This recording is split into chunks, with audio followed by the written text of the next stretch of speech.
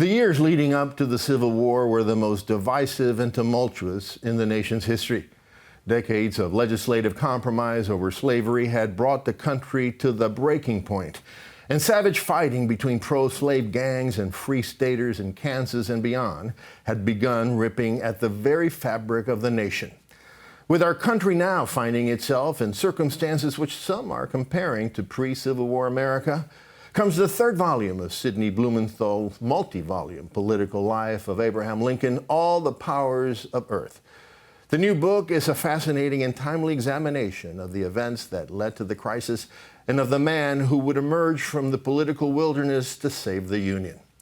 Journalist and historian Sidney Blumenthal is a former advisor to President Bill and Hillary Clinton, and he joins us now. Sidney, thank you so much for joining us again to talk about your book. Well, thank you, Raphael. So Sidney, the heart of the new volume roughly covers the 4 years between the moment when Lincoln re-entered active political life and is elected president of the United States. But you have this fascinating, basically 200-page introduction, which sets up the context within which Lincoln was forced to act and react. I know it's a tall order, but I wonder if you could summarize the key events that shaped that context. This is a story of the greatest crisis of American democracy, and it's something that illuminates where we are today. We can always learn from the past, and especially this crisis. Lincoln is an obscure lawyer. He served one term in Congress. He's riding on old horses or buckboards or railroads from county courthouse to county courthouse in central Illinois, pressing cases as a lawyer. He's unknown, virtually. And what's going on in the country is that things are completely falling apart. The parties are falling apart. Lincoln's party, the Whig Party, is split over the extension of slavery. The presidency of Franklin Pierce has disintegrated over the issue. Lincoln's great rival, his perennial rival, Senator Stephen A. Douglas, who is a force of nature and a master demagogue, has sponsored the Kansas-Nebraska Act. He wants to be president. He wants something that he can claim as an achievement that will carry him to the presidential nomination of his party, then the Democratic Party. And he wants to win the Southerners. He proposes the Kansas-Nebraska Act. He opens the territories of the Great Plains to whoever settles it, and they can determine whether it's going to be slave or free. And the Missouri ruffians run in to claim it for slavery, and other settlers come in to claim it for freedom, for free labor. And they immediately begin a conflict and start killing each other. And armies are opposed to each other on the plains. Lincoln is thrust back into politics. And he begins trying to find his footing. At the same time, Senator Charles Sumner, the abolitionist senator from Massachusetts, steps on the floor of the Senate to denounce the crime against Kansas by the pro-slavery forces. They have sacked the Free State town of Lawrence, and he insults the Southerners.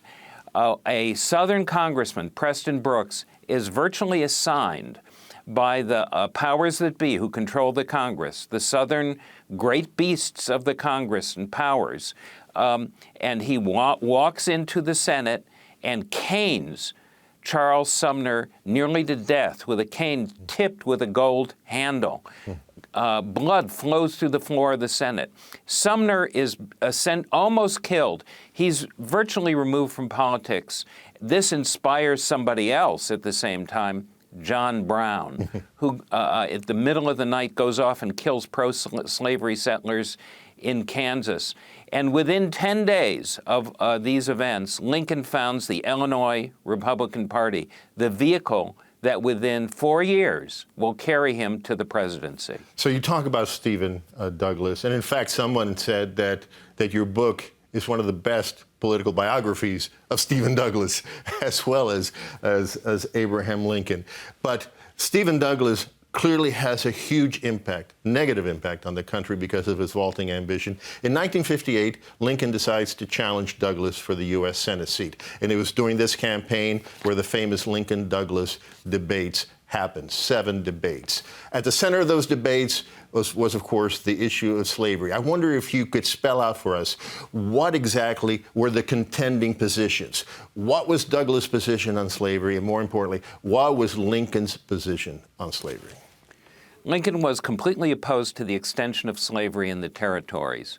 And he believed that slavery was, as he said, dozens of times in many speeches, in each speech, wrong, wrong, wrong, and wrong. If slavery is not wrong, nothing is wrong, said Lincoln.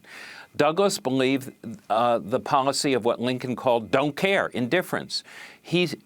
Douglas said he didn't care whether the territories were free or slave. It was up to the settlers. He said that was democracy or popular sovereignty.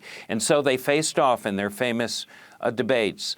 Lincoln announced his nomination with his great House divided speech. He said the country will become all one thing or all the other. A house divided cannot stand. It will either be all free or all slave. And he believed that the people would put slavery, as he said, in the course of ultimate extinction. Douglas said that the Declaration of Independence was made only for white men and that it excluded blacks who were an inferior race. Lincoln said the Declaration of Independence, which was the basis of the country, in stating all men are created equal, included, as he said, Negroes, and that they had natural rights as well. They faced off in 7 debates.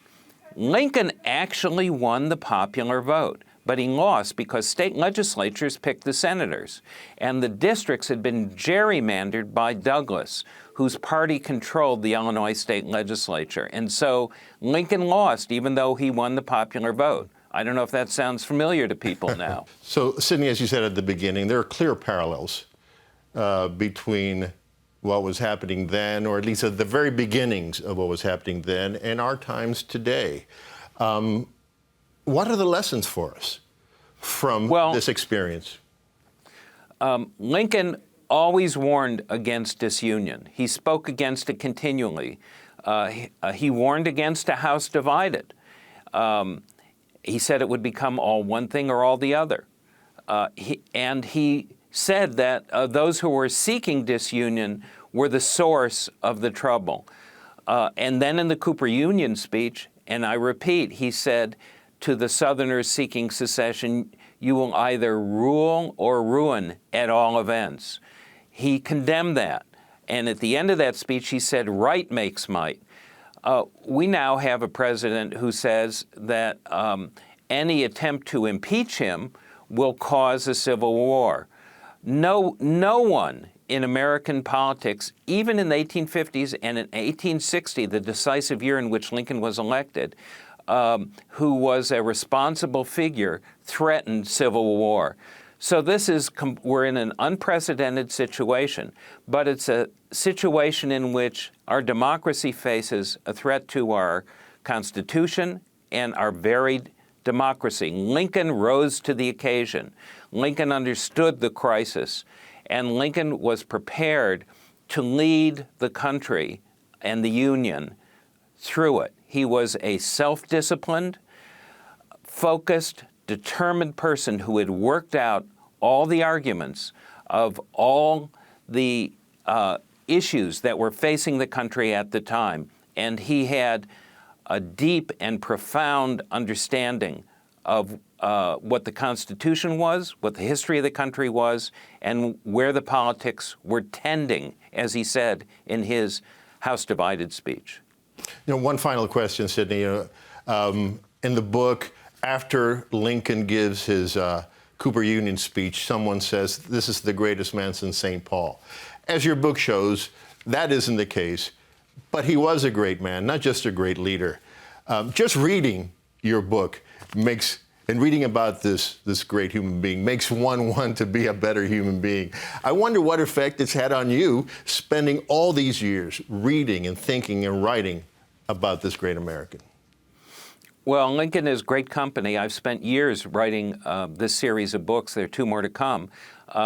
And I can't imagine anyone I'd rather spend time with than Abraham Lincoln. He has a great sense of humor. and he has a deeply incisive mind. He's somebody who grew up in the deepest poverty and was a self-made man. He worked out all of his understanding of the problems facing the country himself in isolation, slowly studying. And he overcame his own depression and became an extraordinarily self-disciplined person. At the Cooper Union speech, when the New Yorkers, the notables of the day, saw Abraham Lincoln, this figure from the far west, Illinois, he appeared in a rumpled suit, his hair was tousled, he spoke in a high, reedy voice, a thin voice, and they thought, who is this? Why should we listen to this person? And then they were stunned by his arguments, his words, the way, his phrases, the way in which he wrote and spoke.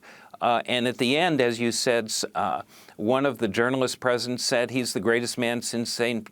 Paul. He was also a lawyer who framed every argument in order to win the case. He knew what juries were.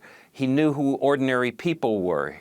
He knew the arts of persuasion. Lincoln was a practical politician his whole life, and to the marrow of his bone. But he was somebody who saw that in the service of the nation, and that's where he served in the presidency during the greatest crisis of democracy and the Constitution the country has ever faced, with lessons for us all today.